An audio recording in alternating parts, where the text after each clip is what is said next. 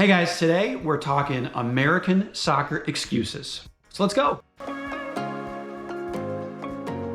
So last week I did a video right after the United States men's national team lost in the Copa America, bombing out of the group stage, and I talked about the systemic problems within the youth game and how that correlates to us having a bad national team.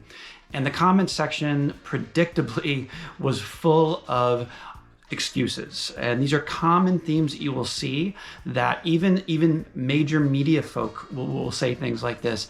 And so I'm going to give them each a rating of 1 being the least credible and 5 being the most credible. This is a common narrative where you will see people say, oh, our best athletes don't play the game. They don't play soccer. That's why we don't have a good national team.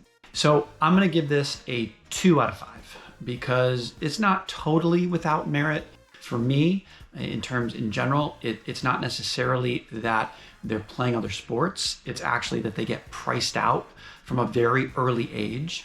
The problem with this take is people are equating our major sports like American football and basketball, and they're looking at those athletes like LeBron James and Patrick Mahomes, and they say, oh, if they would have played soccer, how good we would be. They're really not understanding that those attributes, while helpful, aren't the most important thing. I mean, there's a reason why the best player in the world is 5'7" and 140 pounds. Being good in soccer is all about your ability to control and manipulate the ball. While being a great athlete is helpful, it's certainly not the most important thing. Some of the best soccer players ever were not fantastic athletes. Now, don't get me wrong, there are players who are extremely athletic who are also great soccer players, but that's not what makes them great. What makes them great is what they can do with the ball. So just saying that our best athletes theoretically would be doing better out there, it just doesn't make any sense and doesn't hold water. And the fact of the matter is we have fantastic athletes. In general, we're very good running and working and defending and things that take athletic prowess to do. The United States men's national team normally does those things very well. It's technique and a lot of other things in a broken system, but it's definitely not the fact that we don't have the athletes. So this one is similar to the first one, but it's more looking at numbers. And a lot of people will say, well, we just don't have enough players. Not enough kids are playing the game. So this one I'm going to actually give a 3.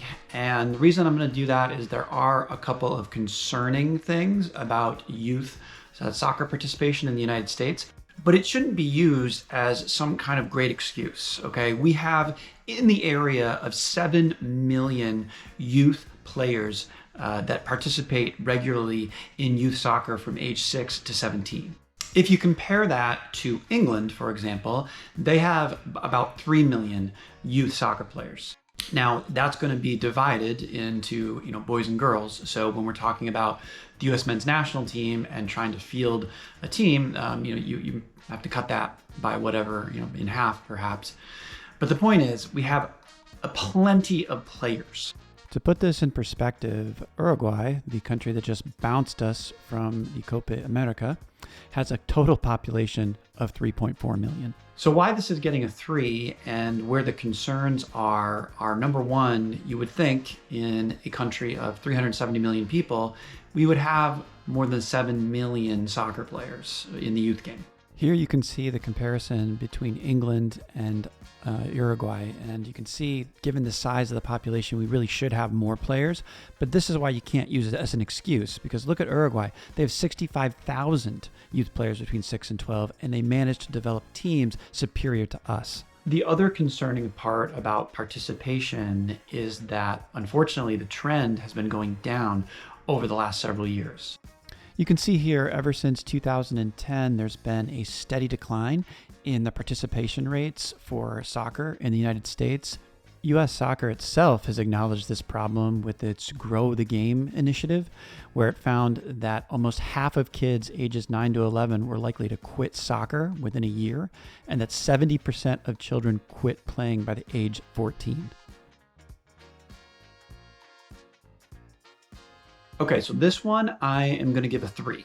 And the reason I'm giving a 3 is because there's definitely legitimate arguments to the fact that our culture, our football culture here is not the same. And I've done a video actually on my experience in Argentina, comparing the youth game there to here. But at the end of the day, a lot of people like to use this as an excuse for our men's national team. One of the things is the system and the way it's set up here really kills a lot of the culture and a lot of the passion that would potentially be developed. The only reason you're cheering your local club is because you have a child who plays on that club. There is no first team. And I do think that there are pockets of the country.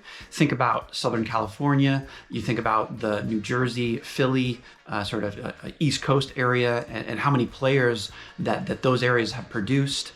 You have sort of emerging areas like Dallas, Miami is a big area. You have pockets of this country that have huge football cultures.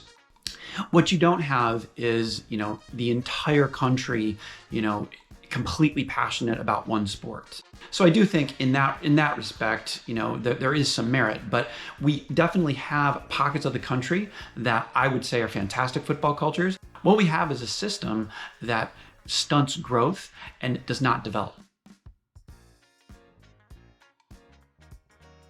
All right, this one is getting a 1 out of 5, and you're going to hear this a lot when people start talking about promotion relegation, the fact that the system is broken. Invariably, you're going to have people argue that we're good at every other sport or most other sports, or we're fantastic at American football. We have the best basketball teams, we have the best hockey teams, things like that. Just because we're good at baseball has nothing to do with the fact that we can't compete, in soccer across the world. Many of those other leagues, there isn't even any competition from other countries. So, this is again a quick one, but this is something that people bring up all the time, and it's just totally nonsense. So this one I'm giving a 3. A couple of things here. I do think that we have good coaches in this country. I don't think that there is a system in place to really identify those coaches. It's really difficult for parents or people who don't have any level of practitionership in the sport to know what is good and what is bad, only other than if you win or lose games.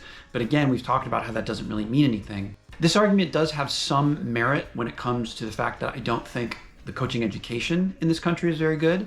We should be producing a lot more coaches. And that, again, goes into the system. I mean, in order to even get a C license, you have to spend thousands of dollars. So I don't think it's a fact that we don't have good coaches. I think we do. Maybe we don't have as many as other countries, but I don't think that that's the main problem as to why we can't compete nationally. So guys, what excuses did I miss? In the comment section, let me know what ones I missed and what you would grade them in a 1 out of 5, with 1 being the weakest and 5 being the most credible excuse. Hope you like that video. See you next time.